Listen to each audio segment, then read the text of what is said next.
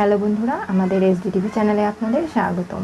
আমি দীপিকা চলে এসেছি আপনাদের জন্য গীতা এলএলবি সিরিয়ালের আপডেট নিয়ে। স্বস্তিক কৃপানের সঙ্গে কথা বলতে যেতে চায়। গীতা নিষেধ করে যে ওর মতো খারাপ ছেলেকে বুঝিয়ে কোনো লাভ হবে না, তুমি যেও না। আমি ফোন করছি, বাবা আপনি কি কথা বলবেন? ও আপনাকে কোনো রেসপেক্টই করবে না, নানাভাবে অপমান করে ছেড়ে দেবে। সেটা কি আপনার ভালো লাগবে?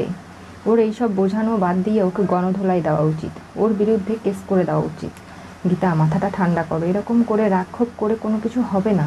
এখন সব কিছু বুঝে শুনে পা ফেলতে হবে। তুমি দেখছো না কৃপান কেমন হয়ে গেছে? ওর মতো পাগলকে মেরে হাসপাতালে ফেলে রাখাটাই উচিত। ও কখনো ভালো হওয়ার নয়। আমি জানি তো ওর মা বাবা ওকে যে শিক্ষা দিয়েছে ও কোনোদিনও ভালো কিছু করবে না। আমার মেয়ের জীবনটা নষ্ট করে দেওয়ার জন্য উঠে পড়ে লেগেছে। আমি ফোন করবো, ওর সঙ্গে কথা বলবো। কৃপানকে অগ্নিজিৎ মুখার্জি ফোন করে। বলুন কি বলতে চান? এই তুমি আমার মেয়ের পিছনে হাত ধুয়ে কেন পড়েছো? আমি মেহেককে খুব ভালোবাসি আঙ্কেল। আপনি তো জানতেন মেহেককে সঙ্গে আমার বিয়ে দিতেও চেয়েছিলেন। আমি খুব ভালো ভদ্র ছেলে বলেই তো সেটা করতে পারছিলেন। তাহলে আজকে কেন মেনে নিতে অসুবিধে হচ্ছে আমি আপনার বাড়ির জামাই হব? এই চুপ করো তুমি। তুমি একটা জেলখাটা আসামি, এখন তুমি বেলে রয়েছো, তোমাকে আবারও জেলে চলে যেতে হবে, তোমার আবারও কাস্টাডি হবে। কেন বুঝতে পারছো না? এরকম একটা আসামির সঙ্গে আমি আমার মেয়ের কখনো বিয়ে দেবো না। আর তোমার মা বাবা তোমাকে ভালো শিক্ষা দেয়নি? এরকম করে অন্যের বাড়ির মেয়েদের টিচ করতে বলেছে? আমার কি শিক্ষা আছে সেটা আপনি খুব ভালো করে জানেন। অনেকক্ষণ যাবৎ ভদ্রভাবে আপনার সঙ্গে কথা বলছি অগ্নিজিৎ মুখার্জি। এখন বলি, আমি মেহেককে ভালোবাসি, যে কোনো মূল্যে আমি ওকে বিয়ে করবই। ওর সঙ্গে যদি কারো বিয়ে হয় তাহলে আমার সঙ্গে হবে। ওর যদি সাত পাকে বাধা পড়ে আমার সঙ্গে পড়বে, অন্য কারো সঙ্গে নয়। এইসব ক্ষেত্রে আমি কোনোভাবেই আপনার কোনো কথা শুনবো না। আর কি ভেবেছেন এরকম করে বুঝিয়ে বাজিয়ে আমাকে ঠান্ডা করা যাবে? কখনো না।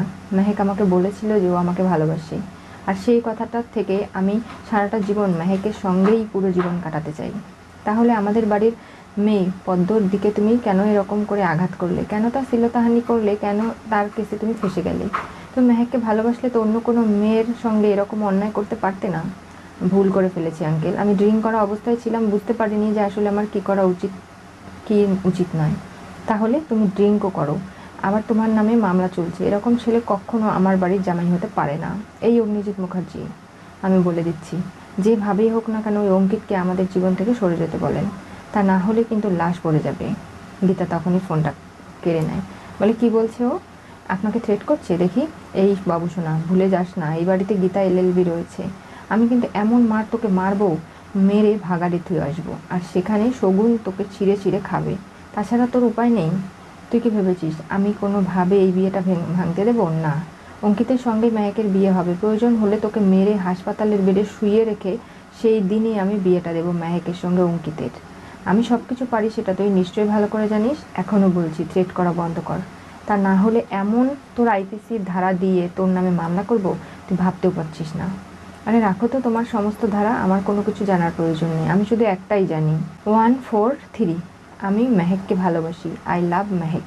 ওকে ছাড়া আমি বাঁচবো না। যে কোনো মূল্যে আমি মেহেককে নিজের জীবনে নেবই, কেউ আমাকে আটকাতে পারবে না। এই বলে ফোন কেটে দেয়। বাবা, ও একদম পাগলা হয়ে গেছে, ওকে কোনোভাবেই আটকানো যাচ্ছে না। কি করব আমি বুঝে উঠতে পারছি না। দেখো গীতা, আমাদের এফআইআর করা উচিত। না, সেগুলো এখন করলে হিতে বিপরীত হতে পারে। যে বদমাশ ছেলে, ওর বিরুদ্ধে এফআইআর করলে ও চুপ বসে থাকবে? কখনোই না। ও আইন আদালত কোর্ট কাছারি কিচ্ছু মানে না। সেটা নিশ্চয়ই এতদিন আপনি বুঝে গেছেন। মেহেকের ফোনে তখনই অঙ্কিত ফোন করে। গীতা বলে, ফোনটা রিসিভ করো, কথা বলো। ফোন রিসিভ করা মাত্রই অঙ্কিত বলে, কী ব্যাপার, কেমন আছো? ভালো, কিন্তু তোমার গলার সুর শুনে মনে হচ্ছে তুমি কান্না করছো। কেন তোমার চোখ দিয়ে জল পড়ছে মেহেক? তুমি বিয়ে করে বাবা মায়ের বাড়ি ছেড়ে আমার বাড়িতে আসবে, তাই? এটাই তো নিয়ম, বলো। কিন্তু আমি তোমাকে ওই বাড়িতে প্রায়ই নিয়ে যাব। তোমাদের পরিবারের লোকজনগুলো সত্যি অনেক ভালো। তাদের ছেড়ে আসতে তোমার অনেক কষ্ট হবে, সেটা আমি জানি। তবে আমি একটা কথা বলার জন্য ফোন করেছিলাম, তুমি কি আমার সঙ্গে বাইরে ডেটে দিতে পারবে? বাইরে যাব? গীতা ইশারায় বলে যে হ্যাঁ বলে দিতে। ঠিক আছে, যাব। কখন কোথায় যেতে হবে আপনি আমাকে বলে দেবেন, তাহলে আমি যাব। মেহেক, তুমি একদম কান্না করো না, কোনো চিন্তা করো না, আমি তোমার পাশে আছি। এই বলে অঙ্কিত ফোন কেটে দেয়। আর ভাবে, নিশ্চয়ই ওই বদমাইশ ছেলেটা কৃপান মেহেককে ভয় দেখিয়েছে, ধমকি ধামকা দিয়েছে। আমার সঙ্গে বিয়েটা ভেঙে যাবে এই ভয়ে হয়তো মেহেক কান্না করছে। মেয়েটার উপর দিয়ে অনেক কিছু ট্রমাটাইজ হচ্ছে, আমাকে এগুলো থেকে ওকে বের করে আনতে হবে। মেহেকের পাশে আমি থাকবই, যেভাবেই হোক মেহেককে আমি সসম্মানে নিজের বইয়ের যোগ্য সম্মান দিয়ে মাথায় করে আমার বাড়িতে নিয়ে যাব। কেউ আটকাতে পারবে না, ওই কৃপানও নয়। তখনই গীতা অঙ্কিতকে সবাই বলে যে এত কিছু ঘটে যাচ্ছে, যদি কোনোভাবে অঙ্কিত বা পরিবারের লোকজন জানে তাহলে কি হবে? এতদিনে জানা বাকি আছে? কৃপানের কেসটা কোর্টে উঠেছিল, পেপারে কম লেখালেখি তো হয়নি, আর সেখান থেকে এতক্ষণে হয়তো কৃপানের সঙ্গে মেহেকের যে একটা সম্পর্ক ছিল সেটাও জেনে গেছে অঙ্কিতরা। কি বলছিস কি? তোর কমন সেন্সের অনেক অভাব রয়েছে, আর সেটাই যদি হতো তাহলে কবেই তো বিয়েটা ভেঙে যেত মেহেক অঙ্কিতের। সেটা তো যায়নি। মনে হয় পরিবারটা এবং ছেলেটা খুব ভালোই হবে, ওরা না জেনে বুঝেই বিয়ের জন্য আগ্রহ দেখাচ্ছে। জানলে যে কি হবে আমি জানি না। আমার হাত পা ঠান্ডা হয়ে যাচ্ছে। মেহেক কান্না করছে। মেহেক, তুমি কেন কান্না করছো? তুমি ভেবো না, গীতা আছে তো, সব কিছু সামলে নেবে। গীতার তখনই মনে পড়ে সে অঙ্কিতকে ফোন করেছিল। অঙ্কিত জানায় যে কৃপানের সঙ্গে মেহেকের অতীত রয়েছে, সেটা সে জানে এবং পেপারে খোঁজখবর করে বুঝতে পেরেছে যে আসলে কৃপান কতটা খারাপ জঘন্য একটা ছেলে, যার সঙ্গে সারাটা জীবন কাটানো যাবে না।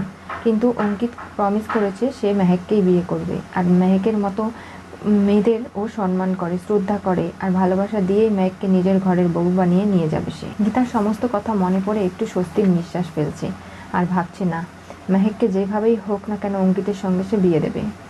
এরপরে ফোন করে বসে কৃপানকে। এই কৃপান, তুই যে বিয়ের কার্ডটা ছাপিয়েছিস সেটা আমার হাতে রয়েছে, আমি এখন ওটা ডেসলাইটের দিয়ে ধ্বংস করে দিলাম। এই কার্ডটা যদি কোনো বাড়িতে কোনো আত্মীয় স্বজন কোনো সমাজের কারো কাছে পৌঁছায় না, তাহলে তুই একেবারে শেষ হয়ে যাবি। তোকে যে আমি কী করবো তুই ভেবে উঠতে পারছিস না। এই পরিবারের কোনো বদনাম আমি কিন্তু মেনে নেব না। তাই বলছি, এটা যেমন নষ্ট করে দিয়েছি তোকেও শেষ করে দেবো, মেরে একদম এমন জায়গায় ফেলে দিয়ে আসবো যেখান থেকে কোনোদিনও আর তুই উঠে আসতে পারবি না। তুই খুব ভালো করে জানিস গীতা এলএলবির কোর্টের ভেতরে মুখ চলে আর কোর্টের বাইরে হাত চলে, বুঝতে পেরেছিস? সেগুলো থেকে তোকে শিক্ষা নেওয়া উচিত। এই বলে ফোন কেটে দেয়। তোমরা যত যাই করো না কেন গীতা, আমি তো মেহেককে চাই, ওকে আমি কোনোভাবেই হারাবো না। পরবর্তীতে মেহেককে আবার ফোন করে কৃপান।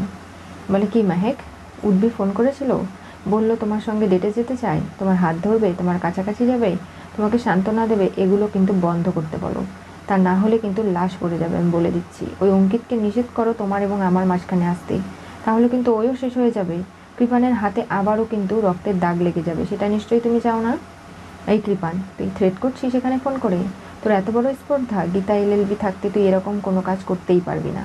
দেখ না কি করে বিয়েটা দেই মেহেকের সঙ্গে। অঙ্কিত খুব ভালো ছেলে, তোর মতো বদমাইশ নয়, কুলাঙ্গার নয় যে মা বাবা পরিবার গুরুজন কাউকে মানে না।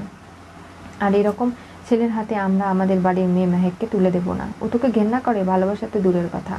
একসময় আমাকে হাক করেছিল, আমাকে আই লাভ ইউ বলেছিল, সেগুলো তোর আসল রূপটা না জেনে করেছিল। আর এতটাই মরিয়া তুই ওকে বিয়ে করতে? কখনো এটা যে সম্ভব নয় সেটা বুঝতে পারছিস না? আমি বললাম অঙ্কিতকে আমাদের মাঝখান থেকে সরিয়ে দাও গীতা এলএলবি, ভালো ভালো বলছি, তা না হলে কিন্তু এর ফল ভালো হবে না। মেহেক কান্নাকাটি করছে। গীতা বলছে, কান্না করো না মেহেক, এখন আমাদের সবাই মিলে একজোট হয়ে এই লড়াইটা লড়তে হবে। রাত্রিবেলা সবাই খাবার টেবিলে খাবার খেতে বসেছে। তখনই বলা হয় বিশ্বকর্মা পূজা, এই পুজোতে ঘুড়ি ওড়ানোর প্রতিযোগিতা হবে, ছেলেরা একদল মেয়েরা একদল। গীতা বলে, ঠিক আছে, ভোকাটটা হয়ে যাবে তোমাদের ঘুড়ি। অগ্নিজিৎ মুখার্জি কোনোভাবেই জিততে পারবে না গীতার কাছে।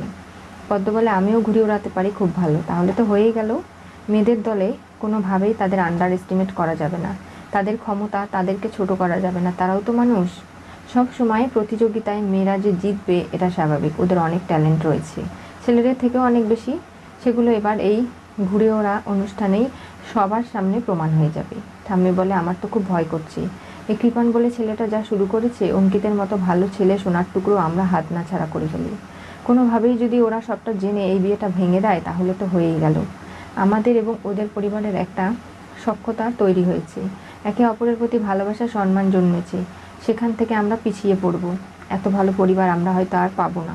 মেহেক পছন্দ করেছে অঙ্কিতকে এবং অঙ্কিতও মেহেককে পছন্দ করেছে। মাঝখানে এসে এরকম করে কৃপান যদি অশান্তি করে কি হবে? আমরা খাবার টেবিলে এগুলো কথা নাই বলি তাই ভালো না? পরবর্তীতে চিন্তাভাবনা করে সিদ্ধান্ত নেওয়া যাবে। এখন গীতা কোর্টে চলে যায়। সেখানে একজন নতুন করে মহিলা আসে যে গীতার কাছে নিজের কেসটা দিতে চায়। অগ্নিজিৎ মুখার্জি নাকি তার কাছ থেকে টাকা নিয়ে কেসটা লড়েনি, এমন অভিযোগ উঠেছে। অগ্নিজিতের কাছে গিয়ে গীতা জিজ্ঞাসা করে যে, বাবা, আপনি নাকি ওনার কাছ থেকে টাকা নিয়েও কেস লড়েননি, কেন? গীতার প্রশ্নের উত্তরে অগ্নিজিৎ রেগে যায়, বলে, তুমি ওই কেসটা খবরদার নেবে না, আমি তোমাকে নিষেধ করে দিচ্ছি গীতা। এই কেসগুলো তুমি হাতে নিলে বিপদে পড়বে, তাই আমি বলছি তুমি নেবে না। ভজন গিয়ে গীতাকে উস্কানি দেয়, বলে, শ্বশুর এবং বৌমা এক হয়ে গেছিস, আমি দুধে এক হয়ে আটি পড়ে থাকবে? তুই না মেয়েদের পাশে দাঁড়াস গীতা, ওই মেয়েটার খুব প্রয়োজন তোকে ন্যায় বিচার পাওয়ার জন্য, তুই ওকে নিজের কেসটা লড়ার সুযোগ করে দে। আর ওই কেসে অগ্নিজিৎ মুখার্জি যে আসলে অপরাধী তার জন্য সে কেসটা লড়েনি, এবার সেটা কিন্তু খুব সহজেই বাইরে আসবে। গীতা মহিলাটিকে কথা দেয় যে আমি আপনার কেস নিলাম। অগ্নিজিৎ মুখার্জি সেটা শুনে রেগে যায়। তার কথা উপেক্ষা করে গীতা কেন কেস নিয়েছে, এই কেস নিয়ে অগ্নিজিৎ এবং গীতার মনোমালিন্যতার দ্বন্দ্ব শুরু হয়ে গেল। আবারও আগের মতো কোর্টে তাদের বৌমা এবং শ্বশুরমশাইয়ের ফাইট শুরু না হয়ে যায়। কী হতে চলেছে গীতা এলএলবি সিরিয়ালের পরবর্তী টুইস্টে? মেহেককে ফোন দিয়ে শাসালো কৃপান। গীতা অগ্নিজিতের ফেলে রাখা কেস হাতে নিল বারণ করা সত্ত্বেও।